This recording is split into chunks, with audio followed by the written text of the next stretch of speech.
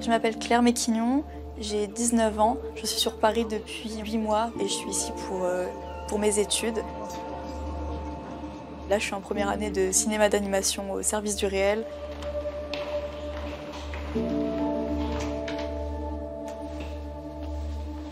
Alors là, on est dans mon petit 10 mètres carrés, mon appartement, là où je vis au jour le jour.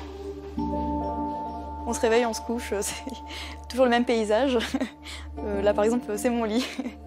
Et il est en face de mon bureau où je travaille. Donc c'est vrai que j'ai même pas un pas à faire et je suis assise pour travailler. Comme Claire, depuis la crise sanitaire, un tiers des étudiants luttent contre la précarité. Je loue un appartement de 10 mètres carrés, une chambre de bonne pour environ 420 € et j'ai 160 € de bourse, donc c'est pas du tout suffisant. Sans la pension alimentaire de mon père, honnêtement, je serais pas là à faire ces études-là, parce que c'est vraiment... si j'ai pas cette pension-là, j'ai rien, j'ai juste les 160 € de bourse. Ma mère, elle gagne à peu près environ 1200, 1300, et on est deux, mon petit frère et moi.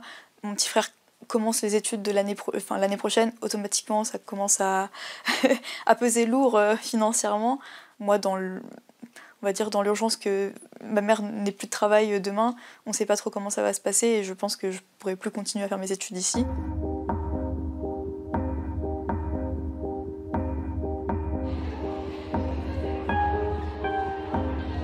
Face à la précarité étudiante, aggravée par la crise sanitaire, le Sénat a créé une mission d'information. Son but, tenter de remédier aux difficultés des étudiants. Je suis Pierre Ouzouliard, donc sénateur communiste des Hauts-de-Seine. Je suis archéologue et chargé de recherche au CNRS. J'ai été élu au Sénat en 2017 au sein de la commission de la culture, de l'enseignement. Je m'occupe de l'enseignement supérieur, de la recherche et c'est la première fois que je suis président d'une mission d'information.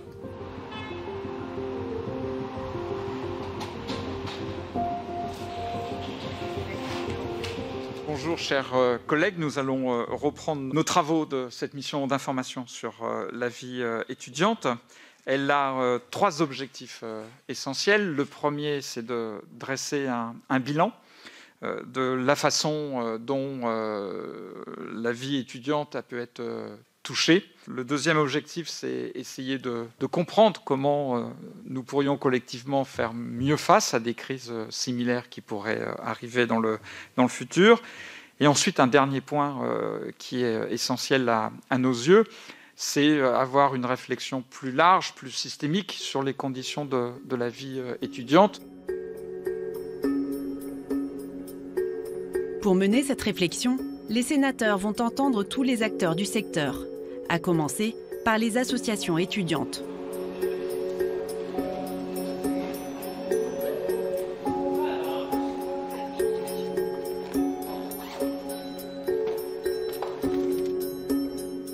Normalement, les partiels, là, c'est tout à distance, mais là, l'avantage, c'est que l'université met des salles à disposition pour ceux qui ont des problèmes de connexion ou des motifs impérieux. Là, je suis invité au Sénat juste après, donc l'avantage, c'est que c'est juste, il faut traverser la rue. Et donc, on va pouvoir faire les deux, du mieux possible en tout cas. J'arriverai un peu en retard au Sénat, je rendrai sûrement mon devoir un peu plus tôt, mais en jonglant, je peux assumer les deux missions, étudiant et puis président de Copain Solidarité étudiante. À 20 ans, Ulysse a fondé, après le premier confinement, l'association Copain Solidarité étudiante. Elle vient en aide aux étudiants précaires. Mon engagement il s'est révélé par cette crise sanitaire, c'est-à-dire qu'évidemment j'étais sensibilisé aux inégalités, etc. Mais de manière très théorique. Et là c'est en voyant des étudiants se dire moi j'ai pas mangé depuis X temps, je peux pas me laver parce que j'ai pas les 3-4 € pour m'acheter du gel douche. Et c'est ces situations-là qui font réagir et qui m'ont fait réagir, qui ont fait réagir 500 étudiants qui sont aujourd'hui bénévoles à Copain Solidarité étudiante. Et c'est sûr que cette crise, elle a ça de positif, d'avoir permis à des étudiants, à des jeunes et globalement à plein de gens de s'engager et à se rendre compte de la situation. Afin de connaître les besoins des étudiants en difficulté, Ulysse et ses amis ont lancé une étude sur le profil des bénéficiaires de leur association. On voit qu'il y a seulement un quart des étudiants qui nous sollicitent qui sont boursiers. C'est-à-dire que les 3 quarts ne sont pas éligibles à la bourse. Et donc là, il faut se demander, mais pourquoi ils ne sont pas éligibles? Déjà, s'ils sont étudiants étrangers, Et ben voilà, hop, ils ne sont pas aidés. Et nous, c'est quasiment 6 étudiants sur 10. Et puis, parce que la bourse est sur le revenu des parents l'année dernière, il y a 2 ans. Sauf que si j'ai perdu des revenus cette année, à l'occasion de la crise, je ne peux pas être aidé encore pour l'instant. Donc je dois attendre encore 6 mois, le temps que ma bourse, etc. Donc c'est des schémas qu'il faut un peu peut-être évoluer. Et en tout cas, cette crise, elle a cet avantage de permettre de re-questionner ce qu'on fait, comment on aide.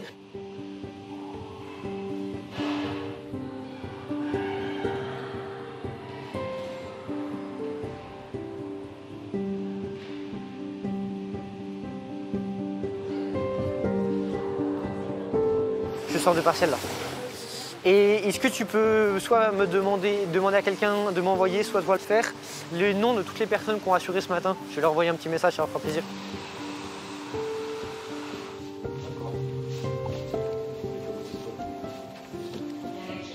« 79% des étudiants qui bénéficient d'une aide pour la première fois, c'est-à-dire des nouveaux précaires, qui découvrent la précarité, ce qui évidemment induit une difficulté supplémentaire sur le plan psychologique.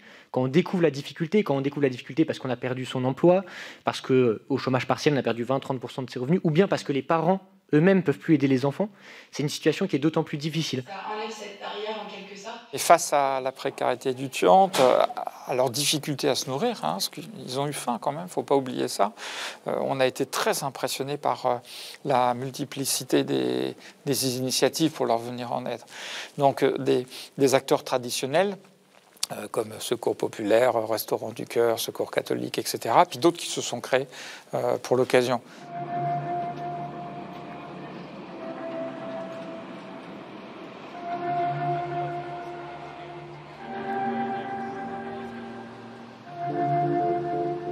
Au début, j'avais l'impression que je ne méritais pas forcément de venir chercher ces paniers-là. Je me disais peut-être qu'il y a des gens plus dans le besoin que moi qui le mériteraient plus.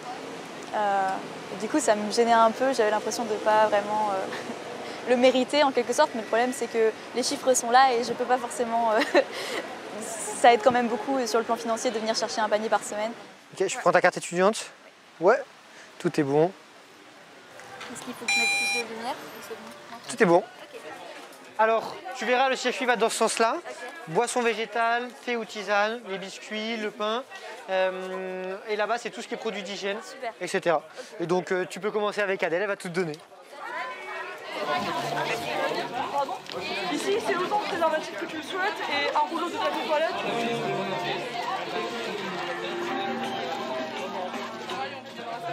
Il y avait beaucoup d'associations et il y a beaucoup d'associations qui existent, mais la particularité, le fait d'être étudiant, c'est quelque chose qui malheureusement n'existait pas ou alors pas dans ces proportions. Aujourd'hui, on aide quasiment 1000 étudiants par semaine. La demande, elle est 2 à 3 fois plus élevée que nos capacités. Alors évidemment, on redirige vers d'autres associations, on essaye d'organiser d'autres systèmes. On a créé un système de parrainage, par exemple, mais c'est jamais suffisant et malheureusement, et plus la crise dure, plus les étudiants ont besoin d'aide, plus les conséquences se font sentir. Et surtout, malheureusement, et c'est ce qu'on observe chaque jour, c'est que les conséquences, elles vont être durables, elles vont s'inscrire dans le temps. Parmi les 2,8 millions d'étudiants en France, 1 sur 5 vit sous le seuil de pauvreté. Face à ce constat, les sénateurs décident d'aller sur le terrain. Ils se rendent à l'université de Saint-Quentin en Yvelines pour rencontrer des étudiants. Vous allez bien? Bonjour. Comment allez-vous? Bien. Non mais non, mais c'est je suis ravi de vous accueillir. Je prends mon cas, moi je n'ai plus le droit aux APL et mes parents ne peuvent pas subvenir à mon logement donc, qui est dans le sud de la France. Donc je me débrouille. Il faut trouver, j'ai perdu également mon job étudiant. Donc là je suis en stage ici, il n'y a pas de souci à ce niveau-là. Mais c'est vrai qu'il faudrait peut-être trouver un moyen de subvenir aux besoins de logement de ceux dont les parents ne peuvent pas assumer financièrement derrière. Je suis arrivée dans la région pour faire mes études et c'était censé être prioritaire vu que je viens de loin et que je suis boursière. Et je me suis retrouvée sans logement. Donc j'ai dû prendre un logement par particulier et ça m'a coûté extrêmement cher. Mes parents ne pouvaient pas m'aider, j'ai dû trouver un travail à côté. Et avec la crise, je l'ai perdu. Donc je me retrouve dans une situation de précarité extrême, quoi. Est-ce que vous n'imaginez pas qu'autour des universités pourraient se créer des petits jobs dans le cadre de toute l'économie de l'université pour essayer de donner aux étudiants de façon à peu près sûre et pérenne des emplois qui soient associés à la vie étudiante et qui correspondent en plus à votre activité? Est-ce qu'il n'y a pas des choses à chercher de ce côté-là? Si, bien sûr. On voit que le système de bourse ne fonctionne plus parce que faire le constat qu'on est dans un système où à peu près 20% des étudiants sont en précarité, alors même qu'il y a un système de bourse qui existe, ça veut dire qu'il y a un dysfonctionnement majeur. Le premier niveau de défaillance, c'est à ce niveau-là. Le deuxième niveau, c'est sur le rythme de construction des logements. On voit bien qu'on en fait, mais pas assez. Et vous voyez ici, nous sommes en région parisienne, comment un étudiant peut se loger s'il n'est pas dans un système aidé. Si vous cherchez un logement dans le privé, ça va dépasser, évidemment, le coût va dépasser les bourses.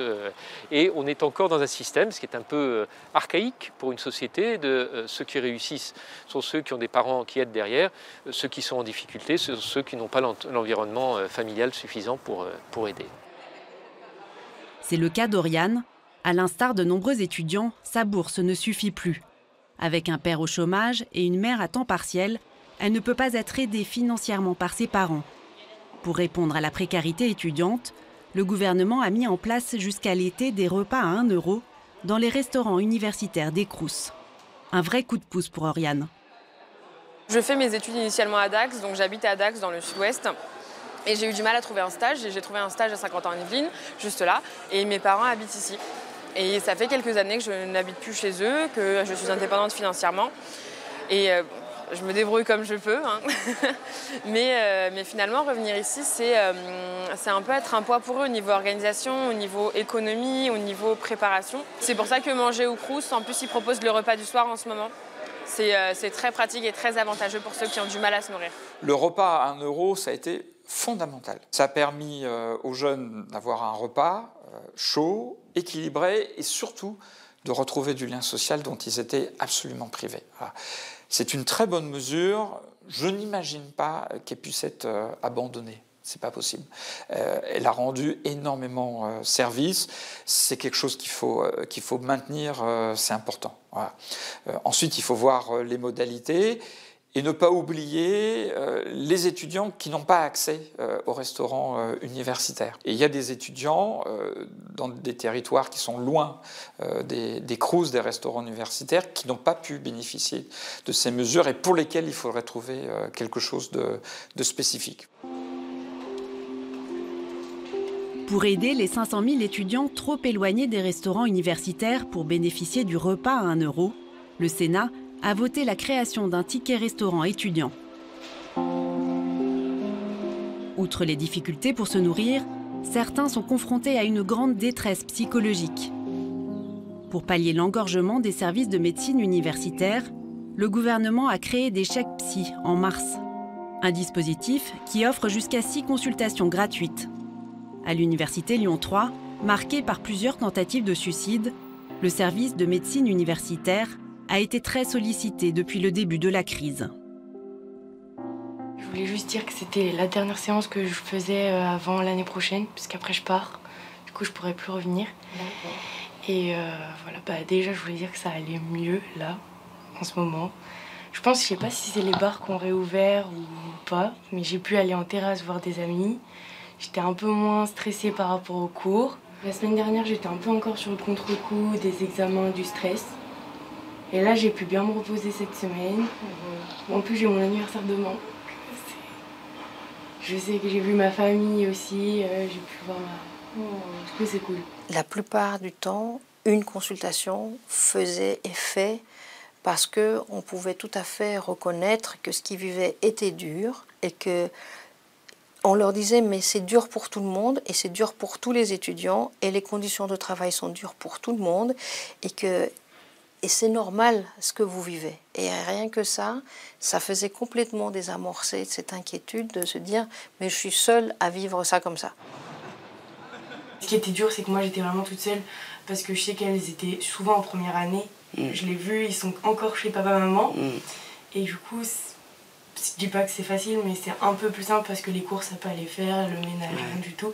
Là, je devais tout faire toute seule. J'ai vu beaucoup de demandes d'étudiants effectivement qui avaient vraiment développé des gros troubles anxio-dépressifs et qui n'étaient pas des étudiants isolés, qui n'étaient pas des étudiants précaires, qui habitaient chez leurs parents, qui étaient entourés, qui avaient une famille soutenante.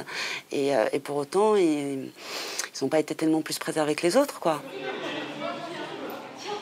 L'État nous donne un peu d'intérêt que quand ils ont vu que dans le progrès, il y avait marqué que 2 étudiants s'étaient déjà défenestrés. C'est quand même triste, je trouve. Et du coup, de mettre toujours en avant, j'ai envie de dire, les personnes âgées ou les personnes vulnérables, c'est dommage de ne pas avoir plus pris conscience qu'il y avait d'autres parties de la population qui souffraient. C'est vraiment l'angle mort de notre politique sociale en France. La santé mentale déjà d'une manière générale est le parent pauvre de nos politiques sociales et de nos politiques de santé publique. À l'université, c'est plus criant encore, puisque on connaît ces chiffres, ils ont été très largement diffusés. On a à peu près un psychologue pour 30 000 étudiants dans les universités, là où aux États-Unis, il y en a un pour 1500. Et même plus près de nous, en Irlande, il y en a un pour 4000. Donc on a un très grand retard qu'il faut absolument combler. Un retard qui s'explique par un manque de moyens. Chaque année, on compte 20 000 nouveaux entrants à l'université. Mais la France consacre en moyenne 11 500 € par étudiant, un budget resté stable.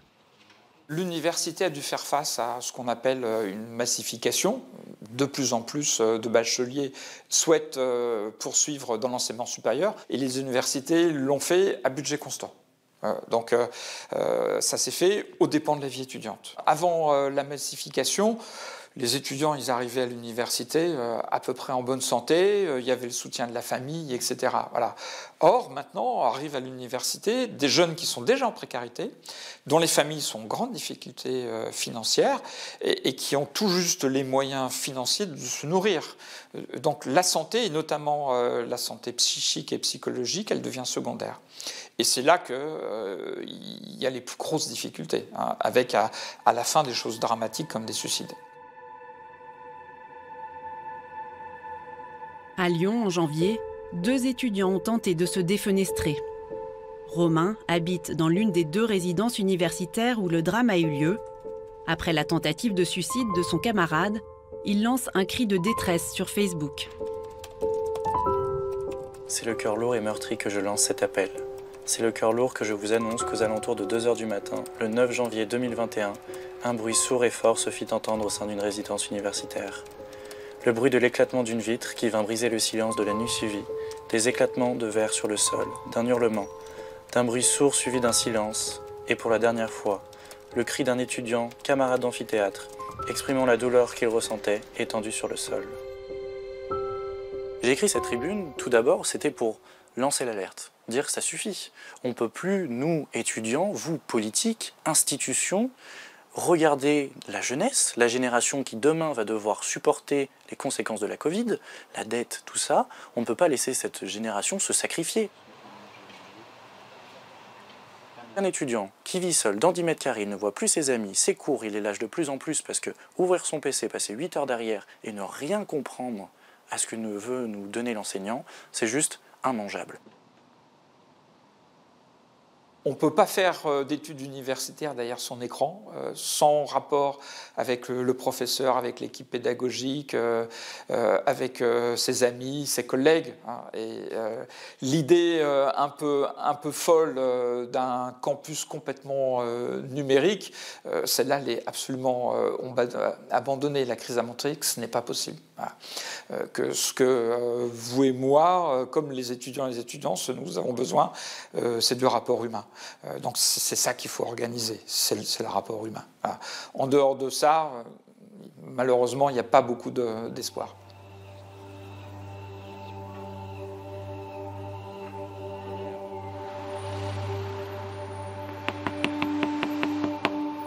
C'est juste pour avoir de vos nouvelles et transmettre ça à la direction. Vous avez des problèmes, des remarques à nous faire remonter?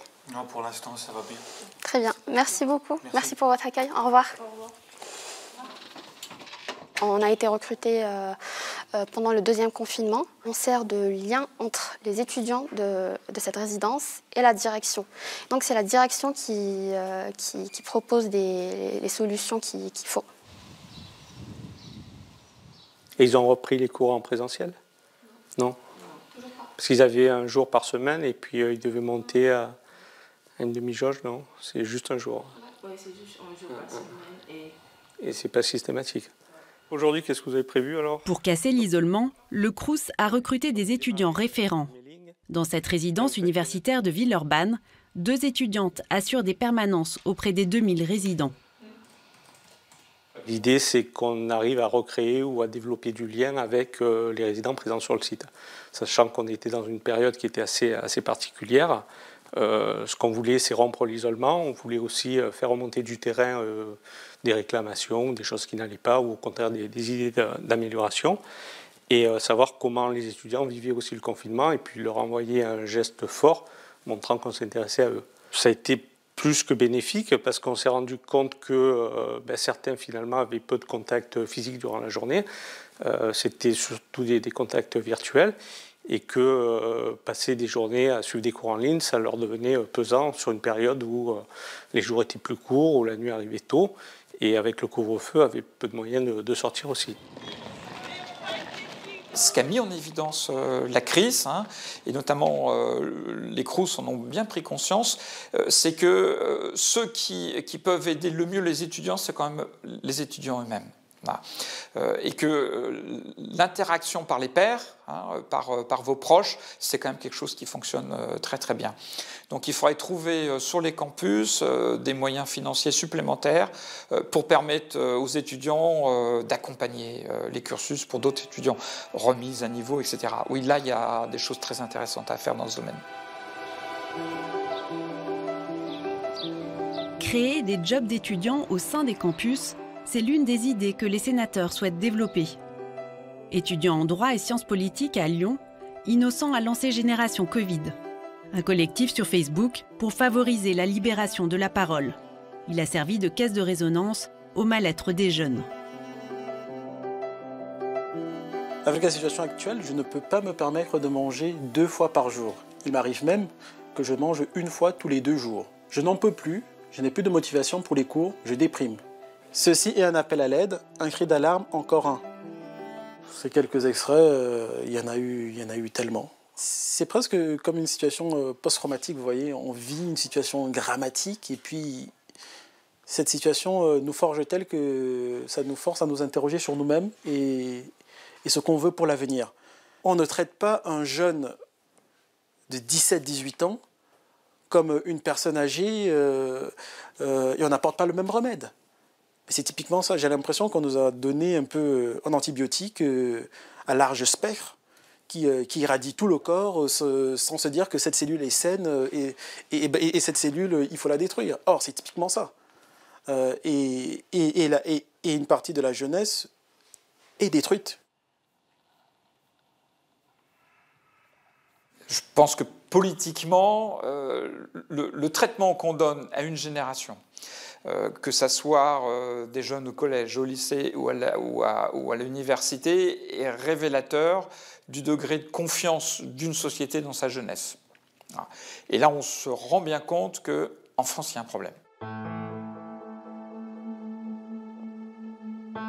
Pierre Ouzoulia pointe du doigt le budget de l'enseignement supérieur. En France, les dépenses par étudiant ont subi une baisse continue depuis plus d'une décennie. Il y a de moins en moins d'argent par tête de pipe. Le nombre d'étudiants augmente, le budget est stable ou en toute petite progression, donc après ça baisse. Actuellement, 40% des étudiants bénéficient d'une bourse, pour un montant global de 2,3 milliards d'euros. Les sénateurs veulent travailler à l'avenir sur l'amélioration du système d'attribution des bourses. Je serai dans l'incapacité de vous expliquer simplement comment le système de bourse est calculé. Plus personne n'y comprend rien. C'est devenu extraordinairement complexe.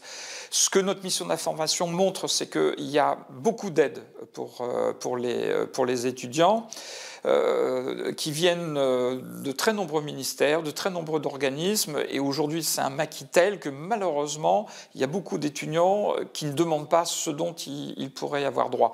Il y a un renoncement au droit qui est fort. Et la première préconisation très simple que notre mission fera, c'est un guichet commun pour centraliser ces bourses et permettre aux étudiants de savoir à quoi il a le droit.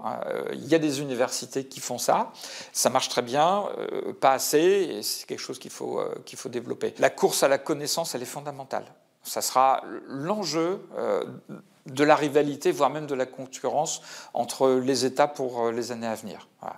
Et les États qui réussiront le mieux, c'est ceux qui auront réussi à faire qu'une classe d'âge la plus importante possible aille jusqu'au bout d'un cursus universitaire. Donc là, il y a un objectif majeur, à la fois pour les étudiants et les étudiantes, dans leur quotidien, dans leur vie, mais aussi pour la société en entier.